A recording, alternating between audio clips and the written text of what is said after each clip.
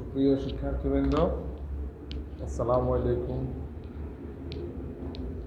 আশা করি সবাই ভালো আছো। আমিও তোমাদের দোয়া এবং আল্লাহর রহমতে ভালো আছি। তো আমি মোর্শেদ আহমেদ রিয়াদ, সমাজকর্ম প্রভাষক। আজকের ক্লাসটা নেব আমরা একাদশ এবং দ্বাদশ শ্রেণীর সমাজকর্ম প্রথম পত্রের দ্বিতীয় অধ্যায় থেকে। আমরা গত ক্লাসে শিল্প বিপ্লব নিয়ে আলোচনা করেছিলাম। তো আজকের ক্লাসে আমরা আলোচনা করব শিল্প বিপ্লবের প্রভাব, অর্থাৎ জনজীবনে বা সামাজিক জীবনে শিল্প বিপ্লবের প্রভাব। শিল্প বিপ্লবের প্রভাব বলতে এখানে শিল্প বিপ্লব প্রত্যেকটা জিনিসেরই বা প্রত্যেকটা কাজেরই দুইটা দিক থাকে, ইতিবাচক এবং নেতিবাচক। বা আমরা শিল্প বিপ্লবের প্রভাব বলতে এখানে সুবিধা অসুবিধা এটাও বলতে পারে। তো ঠিক অসুবিধা বা সুবিধা বলার চাইতে প্রভাবটা বললে ইতিবাচক এবং নেতিবাচক দুইটা দিকই আসে। যেভাবে বলা হোক কথা একইটা, সুবিধা বলো অসুবিধা বলো, ইতিবাচক দিক বলো নেতিবাচক দিক বলো, প্রভাব বলো, কথা একটাই। অর্থাৎ শিল্প বিপ্লব মানুষের জীবনে কি প্রভাব বিস্তার করে, মানুষ শিল্প বিপ্লব থেকে কি পরিমাণ উপকৃত হয়েছে এবং কি পরিমাণ ক্ষতির সম্মুখীন হচ্ছে। তো প্রভাব আলোচনা করতে গেলে এখানে ইতিবাচক প্রভাবগুলো আমি প্রথমে করতেছি। আমরা যখন এই শিল্প বিপ্লবের প্রভাব জনজীবনে বা সামাজিক জীবনে বা সারা বিশ্বে যদি শিল্প বিপ্লবের প্রভাব যদি আলোচনা করতে যাই, আমরা দুইটা দিক পড়ে প্রভাবগুলো, একটা ইতিবাচক প্রভাব আর একটা নেতিবাচক প্রভাব। যদিও শিল্প বিপ্লব ইতিবাচক প্রভাবটাই বেশি, তারপরে এর কিছু কিছু নেতিবাচক জটিল এবং বহুমুখী নেতিবাচক বা সমস্যা দেখা দিয়েছে। এই সমস্যাগুলো সমাধানের জন্য মূলত আমাদের যে বিষয়টা সমাজকর্ম, এটার উদ্ভব হয়েছে। আমি ওইদিকে যাচ্ছি না। আমার আজকের টপিকসটা হচ্ছে শিল্প বিপ্লবের প্রভাব জনজীবনে। এখানে শিল্প বিপ্লবের প্রভাব আলোচনা করতে গেলে অবশ্যই তোমাকে ইতিবাচক দিক নেতিবাচক দিক দুইটা প্রভাব আলোচনা করতে হবে, ইতিবাচক প্রভাব এবং নেতিবাচক প্রভাব। ইতিবাচক প্রভাবে অবশ্যই যে চারটা আমি দিয়েছি, এই চারটার অবশ্যই তোমরা রাখবে, কারণ শিল্প জনজীবনে বা বর্তমান বিশ্বে শিল্প বিপ্লবের ইতিবাচক প্রভাব অনেক বেশি। আধুনিকতার ছোঁয়া বলো, আজকের এই মোবাইল ফোন, তারপরে তোমার ইন্টারনেট, টিভি, যাই বলো, কম্পিউটার, সকল কিছুর ক্ষেত্রে শিল্পের প্রভাব বিদ্যমান। অর্থাৎ শিল্পায়িত সমাজ যদি না হতো, এত সহজলভ্যতা, আমরা এই এত সহজে মোবাইল ফোন, এত সহজে আজকের এই অনলাইন ক্লাসটা এত সহজে করা সম্ভব হতো না। বা আজকের এই যে প্রযুক্তির বিভিন্ন যে যন্ত্রপাতি, এগুলো শিল্পেরই মোটামুটি শিল্পক্ষেত্র থেকে তৈরি হয়। এই জন্য যদি শিল্প বিপ্লব যদি না ঘটতো বা শিল্পের প্রসার যদি না হতো, সহজলভ্যতা আমরা পেতাম না এত সহজে। তাই এর ইতিবাচক প্রভাবগুলোই বেশি। তারপরেও আমি অনেকগুলো ক্ষেত্র আছে ইতিবাচক প্রভাব, এক কথায় বা অল্প সময়ের ভিতরে বলি শেষ করা যাবে না। এরপরে আমি কয়েকটা উল্লেখযোগ্য কয়েকটা দিক আমি তোমাদেরকে এখানে চার্ট আকারে দিয়ে দিয়েছি। তোমরা অবশ্যই শিল্প বিপ্লবের ইতিবাচক প্রভাব আলোচনা করতে এই পয়েন্টগুলো অবশ্যই রাখবে। তো আমি প্রথম একটা পয়েন্ট বলি, শিল্প বিপ্লবের ইতিবাচক প্রভাব। এক নাম্বার পয়েন্ট আমি বলতে উৎপাদনে গতিশীলতা। উৎপাদনে গতিশীলতা, শিল্প বিপ্লবের ফলে উৎপাদনে অনেক গতিশীলতা আসছে, যেখানে মানুষ বা অন্যান্য পেশি শক্তির মাধ্যমে যে উৎপাদনটা সম্ভব হতো। মনে করো একটা গার্মেন্টসে যদি হাতে তৈরি করা হতো, 100 জন শ্রমিকে যদি কোনো উৎপাদন, কোনো একটা মনে করো একটা টি শার্ট তৈরি করা হয়, 100 জন শ্রমিকের দৈনিক 100টা টি শার্ট তৈরি করতো। কিন্তু শিল্প বিপ্লবের ফলে যখন পেশি শক্তির পরিবর্তে যান্ত্রিক শক্তি আসে, তখন দেখা গেল ওই 100 জন শ্রমিক ব্যবহার করে যন্ত্রের সাহায্যে, যান্ত্রিক শক্তিতে বা মেশিনের সাহায্যে দৈনিক 1000 থেকে 10,000 বা আরও বেশি উৎপাদন সম্ভব। তাহলে এখানে উৎপাদনে গতিশীলতা আসে, অর্থাৎ উৎপাদন বৃদ্ধি পাইছে। যে একদিনে যেখানে একটা কারখানা বা প্রোডাকশন হইতো 100 টি শার্ট বা 100 শার্ট, আর সেখানে এখন 1000, 10,000 এরকম অনেক গুণ বেশি উৎপাদন সম্ভব। এই জন্য উৎপাদনের গতিশীলতা আসছে শিল্প বিপ্লবের ফলে। আর একটা হচ্ছে উৎপাদন খরচ হ্রাস।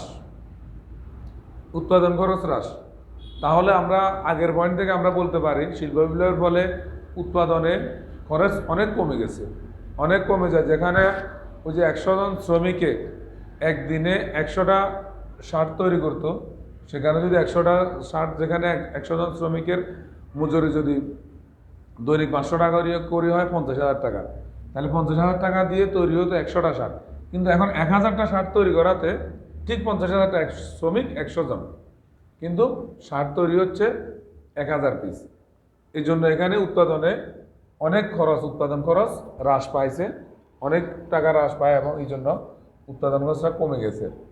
এটা হচ্ছে উৎপাদনে উৎপাদন খরচ হ্রাস বা উৎপাদন খরচ কম, যেটাই তুমি বলতে পারো। এরপরে আসছে যান্ত্রিক শক্তির ব্যবহার। আমরা অতীতকাল থেকে দেখে আসছি পেশি শক্তি, যেমন হাল চাষে গরু, মহিষ ইত্যাদি ব্যবহার করা হতো। তারপর বিভিন্ন ওই যে গরুর গাড়ি ছিল, এখানেও পেশি শক্তি। তারপর মানুষের মাটি কাটা বলো, বিভিন্ন কায়িক শ্রম যেগুলো, এগুলো মানুষ দ্বারা করা হতো পেশি শক্তির মাধ্যমে। কিন্তু বর্তমানে যে পেশি শক্তির যে দুর্লভতা বা অন্যান্য কারণ বিবেচনা করে বা অদক্ষতার কারণ বিবেচনা করে এখন যান্ত্রিক শক্তির ব্যবহারটা বৃদ্ধি পাচ্ছে, যেখানে উৎপাদন খরচটা কমে আসছে, উৎপাদনের গতিশীলতা আসছে। অর্থাৎ যন্ত্রের সাহায্যে উৎপাদন করা হতে নির্ভুল এবং অনেক ক্ষেত্রে নিখুঁতভাবে নিখুঁত কাজগুলো সম্ভব হচ্ছে। এই জন্য যান্ত্রিক শক্তির ব্যবহারটা দিন দিন বৃদ্ধি পাচ্ছে শিল্পক্ষেত্রে। আর একটা খুব গুরুত্বপূর্ণ একটা পয়েন্ট হচ্ছে যোগাযোগ ব্যবস্থার উন্নয়ন। যোগাযোগ ব্যবস্থার উন্নয়ন, আমরা এই যে আজকের আমরা আমাদের এই যোগাযোগ ব্যবস্থা এত উন্নত ট্রান্সপোর্টেশন বলো এবং তোমার দূরালাপনি বলো, সকল ক্ষেত্রে যোগাযোগ আমি বলতেছি। এখানে মনে করো মোবাইলে যোগাযোগ বলো, আবার রাস্তাঘাটে যে বাস ট্রাক যে রাস্তা, এই রাস্তাঘাটের উন্নয়ন বলো, সকল প্রকার যোগাযোগের ক্ষেত্রে শিল্পের ছোঁয়া বা শিল্প বিপ্লবের ছোঁয়া বিদ্যমান এবং ওতপ্রোতভাবে জড়িত। আমরা প্রতিনিয়ত দেখি আজকাল যে রাস্তাঘাটগুলা, ব্রিজ কালভার্টগুলা তৈরি করা হয়, এগুলা সম্পূর্ণ আধুনিক মেশিনের সাহায্যে কাজ করা হয়, যেটা অতি দ্রুত এবং সুন্দরভাবে রাস্তাঘাট তৈরি করা হয়। বড় বড় ইমারত, বড় বড় ব্রিজ কালভার্ট, তারপর ফ্লাইওভারগুলা এখন আধুনিক আধুনিক আধুনিক বড় উন্নত প্রযুক্তির মাধ্যমে তৈরি করা হয়। এক্ষেত্রে যোগাযোগ ব্যবস্থা অনেক সুন্দর এবং সহজ হয়ে যাচ্ছে। তার বরাবর দূরালাপনি যোগাযোগ বলো, যেমন টেলিফোন, ইন্টারনেট, এখন আস্তে আস্তে ইন্টারনেটের মাধ্যমে আমরা খুব দূর থেকে, অনেক দূর থেকে, যেমন আমাদের আজকের ক্লাসটাও আমরা অনলাইনের মাধ্যমে নিচ্ছি এইটা। তারপরে তোমার দূরালাপনি যোগাযোগগুলা, উন্নত যে যন্ত্রপাতিগুলো, এই যন্ত্রপাতিগুলো কিন্তু মূলত শিল্প থেকে, শিল্প কারখানাকে উৎপাদিত। তো এই শিল্প কারখানা যদি উৎপাদিত যদি না হতো, তাহলে আজকে আমরা এই সহজলভ্যতা হতো না, অনেক রেয়ার হতো, অনেক দামি হতো, আমরা হয়তো অনেকে সাধ্যের বাইরে যেত ব্যবহার করতে পারতাম না। তাই উন্নত যোগাযোগের ক্ষেত্রে, যোগাযোগ ব্যবস্থার উন্নয়নের ক্ষেত্রে শিল্প বিপ্লবের গুরুত্ব অত্যন্ত বেশি বা ইতিবাচক প্রভাবটা খুব বেশি। এরপরে হচ্ছে কর্মসংস্থান সৃষ্টি। এক্ষেত্রেও শিল্প, আমরা আগেকার দিনে মানুষের জীবন জীবিকা ছিল শুধুমাত্র কৃষির উপর নির্ভরশীল, কৃষি একমাত্র মানুষের জীবন ব্যবস্থা ছিল। কিন্তু এখন প্রত্যেকটা দেশে বা সারা বিশ্বে যে নতুন নতুন কলকারখানা, নতুন নতুন উৎপাদন ব্যবস্থা, কলকারখানা মানে মানুষের কর্মসংস্থানের সৃষ্টি। তাই এই কর্মসংস্থান, মানুষের কলকারখানা, মানুষের মানুষের কাজের সুযোগ হচ্ছে, তাই কর্মসংস্থান সৃষ্টিতেও শিল্প বিপ্লবের প্রভাব রয়েছে। আরেকটা দিক হচ্ছে জীবনযাত্রার মান উন্নয়ন। মানুষের সকল কিছুর ক্ষেত্রে, সকল কিছুর মূল হচ্ছে জীবন জীবিকা। আজকের মানুষ একসময় ছিল শুধু থাকা খাওয়ার উপর নির্ভরশীল বা কোনো মতো বেঁচে থাকা, কিন্তু বর্তমান বিশ্বের চাহিদা অনুপাতে মানুষের জীবনযাত্রা অনেক উন্নত এখন, শিল্পের ছোঁয়ায় মানুষ এখন অনেক উন্নত জীবনযাপন করতেছে, শিক্ষা দীক্ষায়, তারপরে যে বিভিন্ন অর্থনৈতিক কর্মকাণ্ড বলো, সকল ক্ষেত্রে মানুষ অনেক আধুনিক এবং উন্নত জীবনযাপন করতেছে। এই জীবনযাত্রার মান উন্নয়ন, মানুষ এখন কর্মসংস্থানের সুযোগ পাচ্ছে, লেখাপড়ার সুযোগ পাচ্ছে, উন্নত যোগাযোগ সুযোগ পাচ্ছে, উন্নত বিশ্বের সাথে অতি সহজে যোগাযোগ করতে পারতেছে। এই জীবনযাত্রার মান উন্নয়নটা একমাত্র শিল্প বিপ্লবের ফলে সম্ভব হয়েছে। আরেকটা পয়েন্ট হচ্ছে অর্থনৈতিক উন্নয়ন। মানুষের সকল চাহিদার মূলে আছে অর্থনৈতিক কর্মকাণ্ড। অর্থনৈতিক কর্মকাণ্ডকে ঘিরে মানুষের সকল জীবন ব্যবস্থা পরিচালিত হয়ে আসছে। অর্থনীতি, যে দেশের অর্থনীতি যত দুর্বল বা যে জাতির বা যে সমাজের অর্থনীতি যত দুর্বল, তত ছোট সে জাতি তত অনেক দিক থেকে পিছনে পড়ে। কারণ অর্থের মাধ্যমে সকল জীবিকার সকল কিছু পূরণ করা, সকল চাহিদা মোটামুটি পূরণ সম্ভব। কিছু কিছু চাহিদা অর্থের মাধ্যমে পূরণ করা হয়। এই অর্থনৈতিক উন্নয়ন হচ্ছে কোনো দেশে যদি শিল্প কারখানা যদি প্রতিষ্ঠিত না হতো, গড়েও না উঠতো, কলকারখানা যদি গড়ে না উঠতো, অর্থনৈতিকভাবে অনেক পিছনে পড়তো। মানুষ কর্মসংস্থানের সুযোগ পাচ্ছে, মানুষ কর্মসংস্থার মাধ্যমে তাদের জীবন জীবিকা নির্বাহ করছে, অর্থনৈতিকভাবে স্বাবলম্বী হয়ে উঠছে, পারিবারিক ব্যক্তিগত সামাজিক চাহিদাগুলো মানুষ পূরণ করতে পারতেছে। অর্থনৈতিক দিক থেকে কলকারখানা বা বিভিন্ন শিল্প কারখানায় মানুষ কর্মরত অবস্থায় থাকার ফলে অর্থনৈতিক উন্নয়নটা সম্ভব হচ্ছে। আরেকটা পয়েন্ট আছে সময় অপচয় রোধ, অর্থাৎ সময় অপচয়টা কম হওয়া। সময় অপচয় বলতে, রোধ হওয়া বলতে, সময়ের অপচয় রোধ করা বলতে এটাকে বোঝানো হচ্ছে যেখানে আগে আমার 1 নম্বর পয়েন্ট থেকে আসছে 100টি টি শার্ট উৎপাদনে যেখানে একদিন সময় লাগতো, তো এই হিসাবে 1000টি টি শার্টের জন্য 10 দিন সময় লাগতো। 1000টি টি শার্ট উৎপাদনের জন্য সময় লাগতো 10 দিন। কিন্তু শিল্প বিপ্লবের ফলে আধুনিকতার ছোঁয়ায় এখন 1000টি টি শার্ট একদিনে উৎপাদন সম্ভব। 1000টি টি শার্ট একদিনে উৎপাদন সম্ভব। এর প্রেক্ষিতে বোঝা যায় যে শিল্প বিপ্লবের ফলে শুধু শ্রম, উৎপাদন খরচ এগুলা হ্রাস পায় নাই, বরঞ্চ সময়েরও অপচয় বা সময়ের অপচয় রোধ হয়েছে। যে সময়ের ক্ষেত্রেও উৎপাদন সময়টাও হ্রাস পাইছে। অর্থাৎ যেখানে আগে 10 দিন লাগতো উৎপাদন হইতে, সেখানে এখন একদিনে এই উৎপাদনটা সম্ভব। তাহলে বোঝা যাচ্ছে শিল্প বিপ্লবের ফলে মানুষের সময়ের অপচয় রোধের সময়টাও অপচয় হচ্ছে না। ঠিক আছে, এরপরে আসছে সম্পদের সর্বোত্তম ব্যবহার। অর্থাৎ শিল্প বিপ্লবের ফলে সম্পদের সর্বোত্তম ব্যবহারটা মোটামুটি নিশ্চিত। কারণ আমরা অনেক দেখি যে সম্পদের শিল্প বিপ্লবের ফলে যেগুলা ওয়েস্টেজ অর্থাৎ পরিত্যক্ত পণ্য, অনেক সময় দেখা যায় এক শিল্পে এগুলো পরিত্যক্ত পণ্য হলে এক শিল্পে এটা অন্য শিল্পে আবার ব্যবহৃত হচ্ছে, রূপান্তরিত হচ্ছে। রিসাইকেলিং যাকে বলা হয়, রিসাইকেলিং ছাড়াও নতুন অবস্থা দেখা গেল কোনো একটা সম্পদ 50% ব্যবহার হচ্ছে আর অযোগ্য কিছু ব্যবহার হচ্ছে না, ওই কাঁচামালটা ওই সম্পদটা অন্য আরেকটি শিল্পে ব্যবহার যোগ্য। এই জন্য সম্পদেরও সর্বোত্তম ব্যবহার নিশ্চিত হচ্ছে শিল্প বিপ্লবের ফলে। প্রাকৃতিক সম্পদের সর্বোত্তম ব্যবহার, আমাদের যে প্রাকৃতিক সম্পদগুলো আছে সারা পৃথিবীতে সকল প্রাকৃতিক সম্পদে ভরপুর, মাটির নিচে এবং মাটির উপরে। এই প্রাকৃতিক সম্পদগুলো যেমন গ্যাস, তারপরে তোমার পানি, এই বিভিন্ন সম্পদগুলো, এই সম্পদগুলার সর্বোত্তম ব্যবহার মূলত শিল্প বিপ্লবের মাধ্যমে হয়ে আসছে। শিল্প বিপ্লব এই প্রাকৃতিক সম্পদকে কাজে লাগিয়ে মানুষের দৈনন্দিন জীবনকে সহজ করে তুলছে এবং সুন্দর করে তুলতেছে। এরপর আরেকটি পয়েন্ট হচ্ছে বেকারত্ব হ্রাস।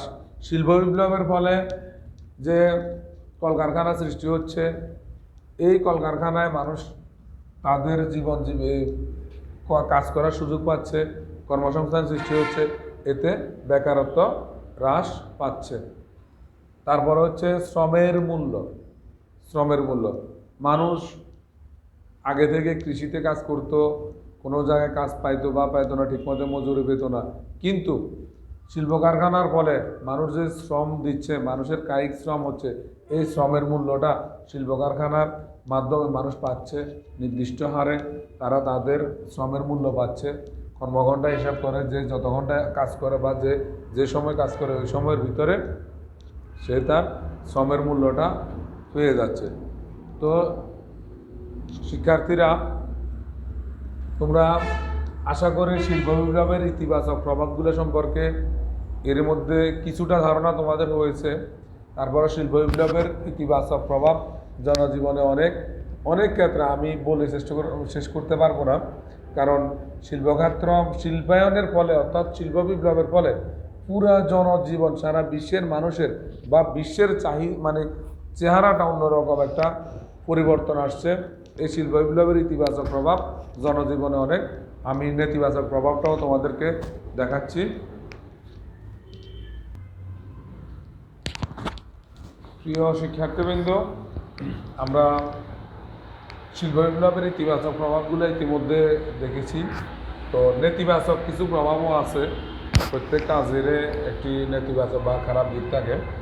তো শিল্প বিপ্লবের ইতিবাচক দিক বা সুফলের পাশাপাশি সামান্য বা অল্প কিছু নেতিবাচক প্রভাবও আছে, বহুমুখী এবং জটিল নেতিবাচক প্রভাব। আমি নেতিবাচক প্রভাবগুলো এখন তোমাদের সামনে তুলে ধরছি। নেতিবাচক প্রভাব যখন তোমরা আলোচনা করবে, তোমরা অবশ্যই এই কয়েকটি কারণ বা এই কয়েকটি প্রভাবগুলো তোমরা অবশ্যই তুলে ধরবে। একটি হচ্ছে পরিবার ভাঙন। শিল্প বিপ্লবের ফলে এই জিনিসটি সবচেয়ে বেশি দেখা দেয়, পরিবার ভাঙন। কলকারখানা সৃষ্টির ফলে গ্রামীণ পরিবার থেকে দেখা যায় বড় বড় পরিবারগুলো, যৌথ পরিবারগুলো ভেঙে ছোট একান্নবর্তী বা ছোট পরিবারে পরিণত হয়। হয়তো স্বামী স্ত্রী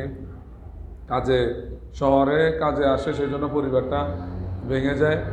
মা বাবা ভাই বোন ছেড়ে তারা নিজেরা এসে ছোট পরিবার বা অনুপরিবার সৃষ্টি করে শহরের দিকে চলে যায়, শহরমুখী হয়ে যায়। এই জন্য পরিবার ভাঙনটা শিল্পায়িত সমাজে বেশি হচ্ছে বা বেশি দেখা দিচ্ছে। পরিবারের ভ্রাতৃত্ববোধ কমে যায়, পরিবারের অন্যান্য সদস্যদের সাথে সম্পর্ক ছিন্নতা হয়ে যায়, যার ফলে নানা রকম সমস্যা দেখা দেয়। একটা নেতিবাচক দিক হচ্ছে পরিবার ভাঙন। আরেকটা হচ্ছে বস্তি সমস্যা।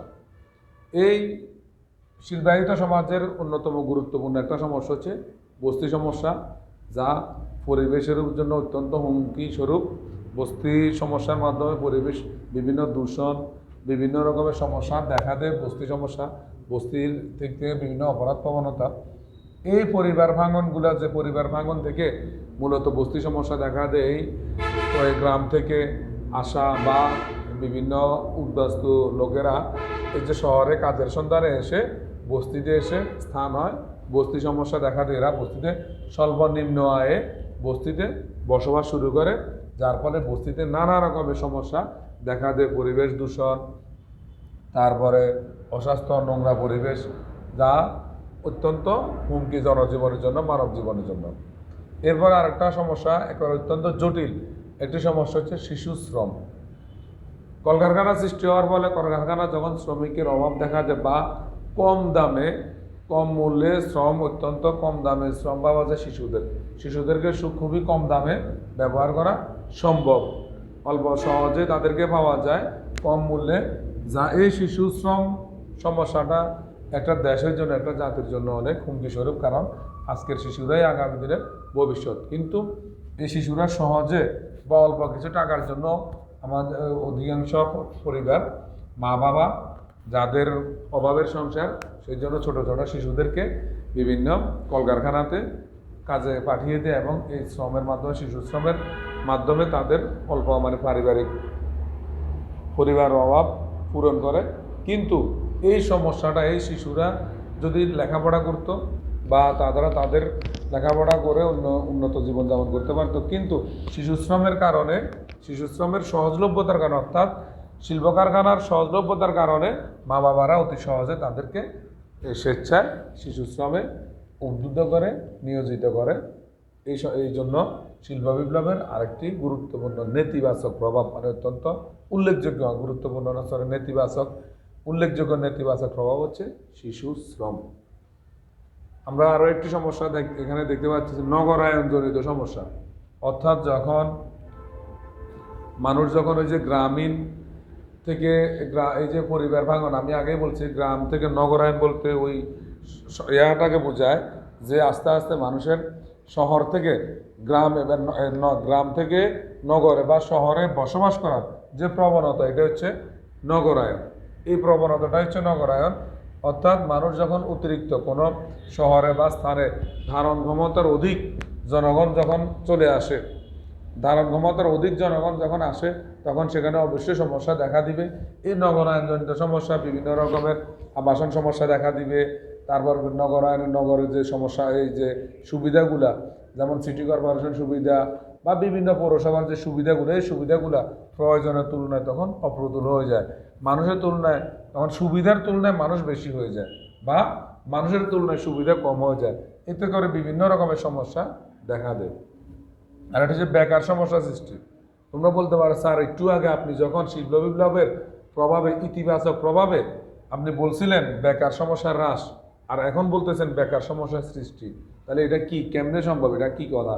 ইতিবাচক প্রভাবে বলছেন বেকার সমস্যা হ্রাস, আর এখন নেতিবাচক প্রভাবে বলছেন বেকার সমস্যা এই সৃষ্টি হচ্ছে। তাহলে এটা কিভাবে সম্ভব? একই জিনিস, বেকার মানুষের বেকার সমস্যা দূরও করছে, আবার বেকারত্ব সৃষ্টি করছে কেমনে? হ্যাঁ, আসলে আমি ওইখানে বলছি ঠিক আছে, শিল্প বিপ্লবের ফলে নতুন নতুন যে ক্ষেত্রগুলো হচ্ছে, কলকারখানা সৃষ্টি হচ্ছে, সেখানে অনেক মানুষের কর্মসংস্থান হচ্ছে, বেকার সমস্যা হ্রাস পাচ্ছে। কিন্তু বেকার সমস্যার সৃষ্টি কীভাবে হচ্ছে? আগেকার দিনে যখন মানুষ পেশি শক্তির ব্যবহার করত, এখানে বেকারত্ব বাড়ছে এভাবে যে শিল্প কারখানা চালানোর জন্য বা মেশিন পত্র চালানোর জন্য দক্ষ শ্রমিকের প্রয়োজন, আর সেখানে অদক্ষ লোকেরা, যাদের দক্ষতা নাই, অদক্ষ, তারা বেকারত্ব বরণ করে নিচ্ছে। তাদের অদক্ষ লোকের স্থান শিল্প কারখানায় নেই, এই জন্য এই অদক্ষ লোকেরা বেকার হয়ে যাচ্ছে। বেকারত্বের আরও একটা থিওরি হচ্ছে, মনে করো আমি বলছিলাম যেমন মাটি কাটার ক্ষেত্রে আগে আমরা দেখতাম মানুষ মাথায় ঝুড়ি নিয়ে কোদাল দিয়ে মাটি কাটতো, 10 জন, 20 জন, 50 জন। কিন্তু এখানে এখন 50 জনের পরিবর্তে নতুন আধুনিক মানের যে গাড়িগুলো আছে, এক্সকাভেটর বলা হয়, বা বিভিন্ন যে গাড়ি যান্ত্রিক শক্তির মাধ্যমে হয়তো 2 জন লোকে সর্বোচ্চ এই 50 জনের কাজ একটা এক্সকাভেটরের মাধ্যমে মাটিগুলা কেটে ফেলতেছে, বা বিভিন্ন ভরাট কাজ করতেছে, পুকুর খনন করতেছে। এখানেও তোমার যে 50 জনের পরিবর্তে 2 জন, 48 জন সদ্য বেকার দেখা দিচ্ছে। এইভাবে বেকারত্বের সৃষ্টি হচ্ছে, অর্থাৎ অদক্ষ শ্রমিকেরা বেকার হচ্ছে, বা যেখানে 10 জন কাজ লাগতো সেখানে 1 জন দিয়ে কাজ করা সম্ভব হচ্ছে। এই দিক থেকে বেকারত্ব সৃষ্টি হচ্ছে। আশা করি তোমরা পয়েন্ট দুটো বুঝছো, শিল্প বিপ্লব কীভাবে কর্মসংস্থান করতেছে, আবার কিভাবে বেকার সমস্যার সৃষ্টি করতেছে। আশা করি কর্মসংস্থানটাই বেশি করতেছে, যদিও বেকার সমস্যা দেখা সামান্য হচ্ছে। এটা আরেকটি গুরুত্বপূর্ণ দিক হচ্ছে হস্তশিল্প ধ্বংস, অর্থাৎ এটা আমাদের বাংলাদেশীয় গ্রামীণ যে হস্তশিল্পগুলো আছে, ক্ষুদ্র কুটির শিল্পগুলা, হাতে বানানো বিভিন্ন ধরনের যন্ত্র, ওই ব্যবহার্য জিনিসপত্র, যেগুলো এখন একেবারে ধ্বংসের মুখে। কারণ এখন একটা লোক নিজের হস্তে তৈরি বা হাতে তৈরি করতে গেলে একটা পণ্য যদি খরচ হয় 200 টাকা, কিন্তু শিল্প যে মেশিনে যে উৎপাদন করতেছে, শিল্প কারখানা উৎপাদন করতেছে, ওই পণ্যটা 100 টাকায় পাওয়া যায়। এই 100 টাকা মানুষ সস্তা দিয়ে কিনতে পারে। একই পণ্য যদি 100 টাকায় কিনতে পারে, মানুষ হস্তশিল্পের 200 টাকা দিয়ে কিনবে না। এই যে শিল্পের সহজলভ্যতা, উৎপাদন খরচ কমাতে শিল্পের উৎপাদিত পণ্যটা মার্কেটিং করা যায়, বাজারজাত করা যায়, সেজন্য হস্তশিল্পের মাধ্যমে বা মানুষের ক্ষুদ্র কুটির শিল্পের মাধ্যমে যে পণ্যগুলো উৎপাদিত হয়, সেগুলা মানুষ দিন দিন বর্জন করতেছে। আস্তে আস্তে এই শিল্পটা ধ্বংসের মুখে আছে বা ধ্বংস হয়ে গেছে। এরপর আরেকটি দিক হচ্ছে অপরাধ প্রবণতা। শিল্পায়িত সমাজে, অর্থাৎ যখন নগর সমস্যা দেখা দেয়, নগরায়ণ সমস্যা, বস্তি সমস্যা দেখা দেয়, বিভিন্ন যে ছদ্ম বেকার বেড়ে যায়, তখন ছদ্ম বেকার যখন বেড়ে যায়, তখন মানুষ বিভিন্ন অপরাধ প্রবণতার দিকে, যেমন মতো অপরাধগুলো, তারপর আরও অনেক রকমের অনৈতিক পাচারগুলা, চুরি, ছিনতাই, রাহাজানি এগুলা বেড়ে যায়। এই অপরাধ প্রবণতাগুলা শিল্প বিপ্লবের কিছুটা প্রভাবের ক্ষেত্রে হয়। শিল্প বিপ্লবের ফলে মূলত যখন নগরায়ণ সমস্যা দেখা দেয়, বস্তি সমস্যা দেখা দেয়, শিশু শ্রম থেকে যখন বিতাড়িত হয়, তখনই এই সমস্যাগুলো, এই অপরাধ প্রবণতাগুলা বৃদ্ধি পায়। এরপরে একেবারে অত্যন্ত গুরুত্বপূর্ণ একটি নেতিবাচক দিক হচ্ছে পেশাগত দুর্ঘটনা বৃদ্ধি। অর্থাৎ যখন কারখানা যখন তৈরি হচ্ছে, তখন মানুষের পরিবর্তে যখন যন্ত্রপাতি হচ্ছে, আধুনিক যন্ত্রপাতি পরিচালনার ক্ষেত্রে, বড় বড় মেশিন পরিচালনার ক্ষেত্রে বিভিন্ন ধরনের পেশাগত দুর্ঘটনা দিন দিন বৃদ্ধি পাচ্ছে। যেমন অনেক সময় মেশিন দুর্ঘটনায় কারো হাত চলে যাচ্ছে, কারো পা চলে যাচ্ছে, বিভিন্ন অঙ্গহানি হচ্ছে বা জীবনও চলে যাচ্ছে। এই পেশাগত দুর্ঘটনাগুলা মূলত শিল্প বিপ্লবের ফলে দেখা দিচ্ছে। যেমন গাড়ি চালাতে অ্যাক্সিডেন্ট হচ্ছে, ড্রাইভার মারা যাচ্ছে, এই যে পেশাগত দুর্ঘটনা দিন দিন দেখা দিচ্ছে। এরপর আরেকটি দিক হচ্ছে অর্থনৈতিক পাচার, অনৈতিক পাচার বৃদ্ধি। অনৈতিক পাচার বৃদ্ধি অর্থাৎ বিভিন্ন রকমের সমস্যাগুলো, যেমন ওই যে অপরাধ প্রবণতা থেকে আমি আসছি, যেমন পতিতাবৃত্তি, তারপরে মাদকাসক্তি, তারপরে নারী পাচার, বিভিন্ন রকমের অসামাজিক কর্মকাণ্ডগুলো মূলত শিল্পায়িত সমাজে, অর্থাৎ বস্তি নগরায়ন আধুনিকতার সময় মানুষ সভ্য যেরকম হচ্ছে, ঠিক তেমনি কিছু কিছু অনৈতিক সমস্যাগুলোও দেখা দিচ্ছে। এই সমস্যাগুলোকে আমরা সংক্ষেপে অনৈতিক পাচার বলে থাকি। এই অনৈতিক পাচারটাও শিল্পায়িত সমাজে কম বেশি দেখা যাচ্ছে। এই মূলত আসলে শিল্প বিপ্লবের ইতিবাচক প্রভাবটাই বেশি। আমরা যদিও জানি শিল্প বিপ্লবের ইতিবাচক ছোঁয়ার ফলে জীবনযাত্রা এত সুন্দর, এখনকার আধুনিক জীবনযাত্রা এত সুন্দর এবং সুশৃঙ্খল এবং জীবনযাত্রার মান অনেক উন্নত।